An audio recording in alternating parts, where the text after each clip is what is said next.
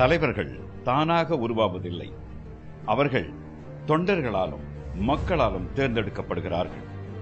மலேசிய இந்திய காங்கிரஸ் என்ற மாபெரும் சமுதாய சிற்பத்தை செதுக்கிய சிற்பிகள் யார் யார்?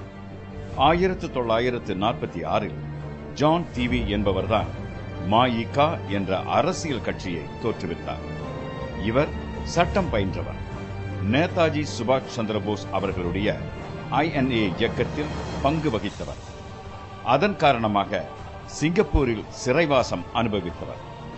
ஜவஹர்லால் நேருவின் வேண்டுகோளுக்கிணங்க இவரை பிரிட்டிஷ் அரசு விடுதலை செய்தது. பின்னர் இவர் கோலாலம்பூரில் தங்கியிருந்த காலத்தில் மாயிகாவை தோற்றுவித்தார். 1947 பூத் சிங் தலைவரானார். ரயில்வே துறையில் எழுத்தராக இருந்த இவர் மாயிகாவை ஒரு சமத்துவ நோக்கு கொண்ட தொழிலாளர் கட்சியாகவே வழிநடத்தினார். அவருக்கு பின் கே ராமநாதன் தலைமை பொறுப்பேற்றார். வருமான வரி கணக்காளராக பணிபுரிந்த இவர் இந்தியர்களுக்கு குடியுரிமை பெறுவதற்கான முயற்சியில் பிரிட்டிஷ் தரப்புடன் இணைந்து பணியாற்றினார். அடுத்ததாக 1951 KL தேவாசர் தலைவரானார். இவர் கோலாலம்பூரில் வழக்கறிஞராக இருந்த வட இந்தியர். இவர் மலேசியா முதல் பிரதமராக இருந்த துங்கு அப்துல் ரஹ்மானுடன் லண்டனில் ஒன்றாக படித்தவர். இவர் அம்னோவுடனும் மாசீசாவுடனும் கூட்டணி அமைத்து பிரிட்டிஷாருடன் சுதந்திரத்திற்கான பேச்சுவார்த்தையில் இறங்கினார். இந்த முயற்சி பல்வேறு சமூகங்களை சார்ந்தவர்களை சமத்துவ நோக்கில் ஒன்றிணைத்து வெற்றி கண்டது. கோடி மக்கள் சேர்ந்து வாழ வேண்டும் விடுதலை, கோயில் போல நாடு காண வேண்டும் விடுதலை, வேண்டும் விடுதலை, அச்சமின்றி ஆடி பாட வேண்டும் விடுதலை, அடிமை வாழும் பூமி எங்கும் வேண்டும் விடுதலை. ஒரே வானிலே ஒரே மண்ணிலே ஒரே கீதம் உரிமை கீதம் பாடுவோம். 1955 பெரியாரின் மலேசிய வருகை தமிழர்களிடையே ஒற்றுமையையும் சமூக விழிப்புணர்வையும் பெருமளவில் தூண்டின. அரசியல் பலம் மக்களின் முன்னேற்றத்திற்கும் வளர்ச்சிக்கும் முக்கியம் என்பதால் அதற்கான பணிகளில் தமிழர்கள் தங்களை ஈடுபடுத்திக் கொண்ட தருணம் அது. பேராக் மாநிலத்தைச் சார்ந்த ரப்பர் தோட்ட முதலாளியின் மகனும் அண்ணாமலை பல்கலைக்கழகத்தில் பயின்றவருமான துன் சம்பந்தனார் அவர்கள் தன்னுடைய தோழர்களை கொண்டு பேராக் மாநில தமிழர்களை மாயிகாவில் ஈடுபடுத்தினார்.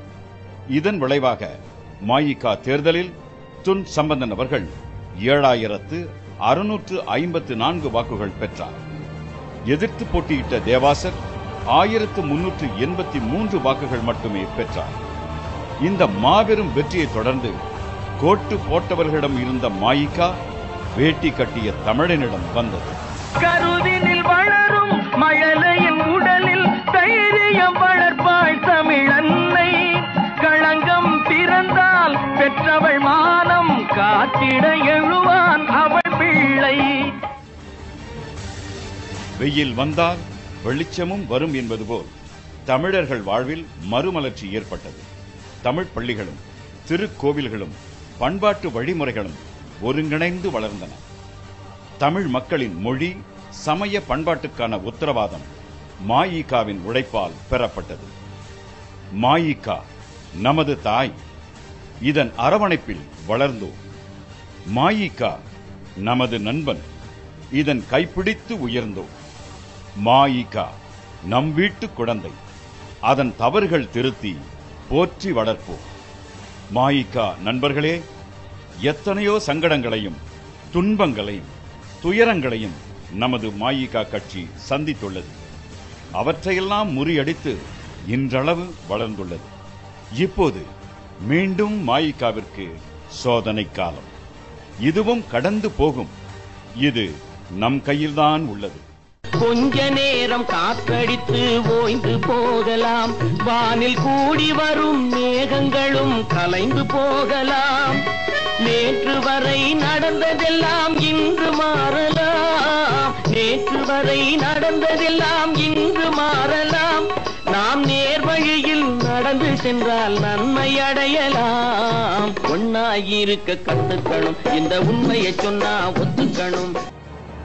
உலகமே நம்மை உற்று நோக்குகின்ற இந்த சமயத்தில் நமது கட்சியை பலப்படுத்துவதும் பலவீனப்படுத்துவதும் நாம் எடுக்கும் முடிவில்தான் இருக்கிறது. இந்த நிலைமை மாற வேண்டும் என்ற உங்கள் ஒவ்வொருடைய உணர்வும் புரிகிறது.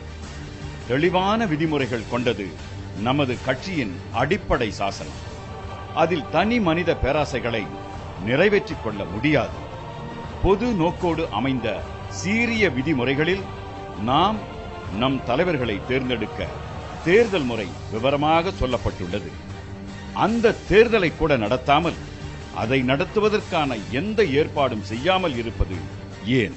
ஏற்பவர்க்கே காலம் என்று எண்ணி விடாதே, பொய் எத்தனை நாள் கை கொடுக்கும் மறந்து விடாதே. ஒரு நாள் இந்த நிலைமைக்கெல்லாம் மாறுதல் உண்டு, அந்த மாறுதலை செய்வதற்கு தேர்தல் உண்டு. அந்த மாறுதலை செய்வதற்கு தேர்தல் உண்டு. இப்படியே போனால் மாயிகாவின் எதிர்காலம் கேள்விக்குறிதான். நமது கட்சியின் எதிர்காலத்தையும் நமது சமுதாயத்தின் முன்னேற்றத்தையும் மனதில் நிறுத்தி ஒன்றுபடுவோம். ஒருமித்த கருத்தோடு முடிவெடுப்போம்.